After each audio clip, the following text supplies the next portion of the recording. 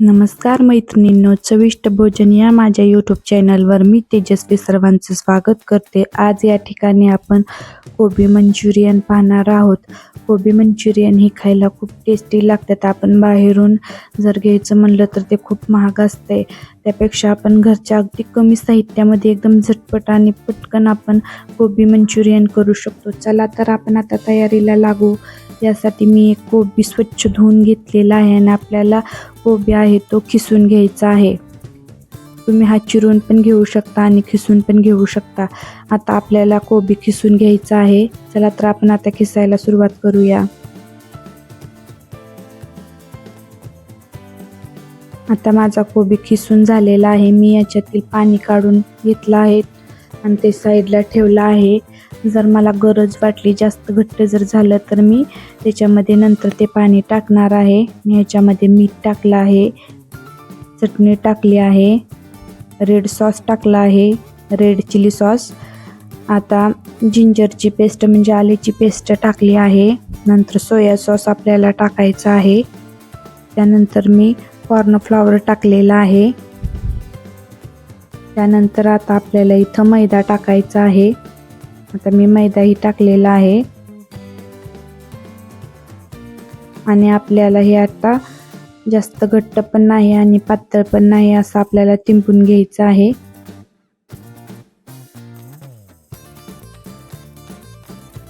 आता मी घट्ट पण नाही पातळ पण नाही असं मी तिंबून घेणार आहे आणि त्याच्यासाठी जसं आपल्याला विकतचा ऑरेंज कलर दिसतो का नाही, तसा मी आता ऑरेंज कलर या पिठामध्ये टाकणार आहे. त्याच्यामुळे काय होतं, दिसायला जरा छान वाटतं. नाहीतर ज्या वेळेस आपण हे तळतो ना कोबी मंचुरियन, त्यावेळेस काळं पडतं आणि ते जास्त डार्क काळं दिसतं. त्याच्यामुळे आपल्याला कळत नाही की आपण विकत सारखं आपलं का दिसत नाही. त्यासाठी मी हा फूड कलर टाकला आहे. त्यानंतर आपल्याला असे गोळे करायचे आहेत. मी गॅसवरती आता कढई गरम करायला ठेवली आहे आणि पहिल्यांदा सुरुवातीला गॅसची फ्लेम ही जास्त होती.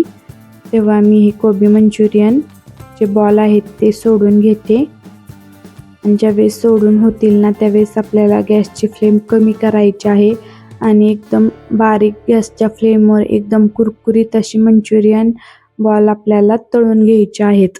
आणि जोपर्यंत खालची साईड आपली तळली जात नाही तोपर्यंत हे आपल्याला पलटी करायचे नाहीत, नाहीतर काय होतं ते तव्याला चिकटतात.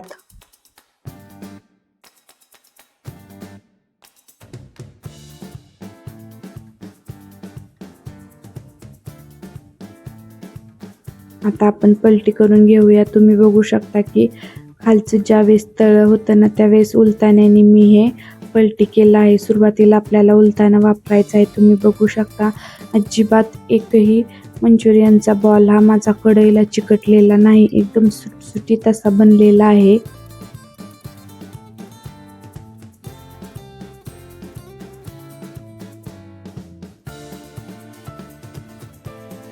तुम्ही बघू शकता खूप कुरकुरीत झालेला आहे. आता मी इथं झाऱ्याने तो एका चाळणीमध्ये काढणार आहे आणि चाळणीमध्ये ठेवल्यामुळे जर तेल असते ते खाली जातं.